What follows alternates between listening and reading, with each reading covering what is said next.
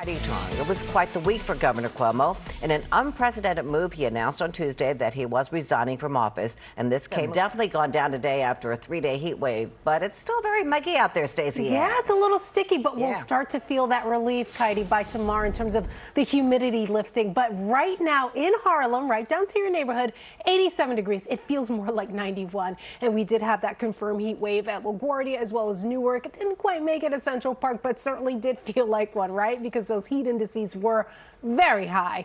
Right now, temperature-wise, across the tri-state, we're at 89 in Iceland. That's because wind direction right now a little bit more northerly, so less of a sea breeze there. West Hampton, 90.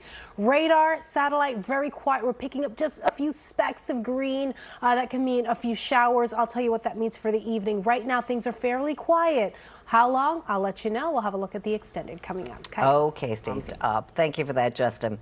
Still to come on the Pix 11 News at 5, the latest on a massive early morning earthquake in Haiti. Storm Grace going to hit Haiti. It's so devastated right now by the earthquake. Right, and if you remember back in 2010, of course, Michelle did mention that they were reeling from the effects even after that earthquake in 2010. It was a busy rainy season, busy hurricane season. Of course, we're dealing with a similar effects here. As she mentioned, it was a 7.2 magnitude earthquake, which is considered quite serious along the same fault zone. And as you can see, it's west of Port-au-Prince, which is a less populated area, but let's not take away the effects of this. It can actually be felt within 150 to 150 miles from the epicenter. So folks in Port-au-Prince and beyond did feel this magnitude earthquake that occurred earlier today, and then dealing with some aftershocks after that. Earlier this morning, there were reports of a 5.2 magnitude aftershocks after it actually happened. So aftershocks are quite possible in days and weeks to come, and then you throw on top of that what's ahead with Grace, of course. So again, 5.2 magnitude earthquake. The depth about 6 miles, which is considered shallow. Shallow is anything 44 miles or less.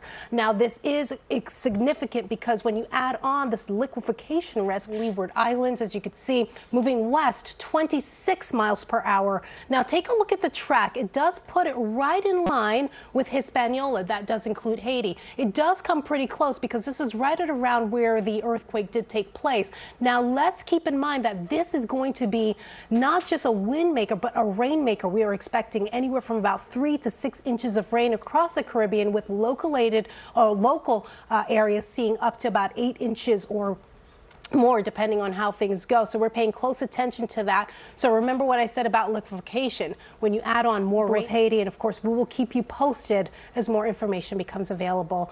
For now, we'll send things back over to you, Kaity. Absolutely. Thank you for that, Stacy-Ann. All right, coming up, the U.S. Supreme Court is changing how New Yorkers need to prove their economic setbacks in order to qualify for the eviction moratorium. We'll explain.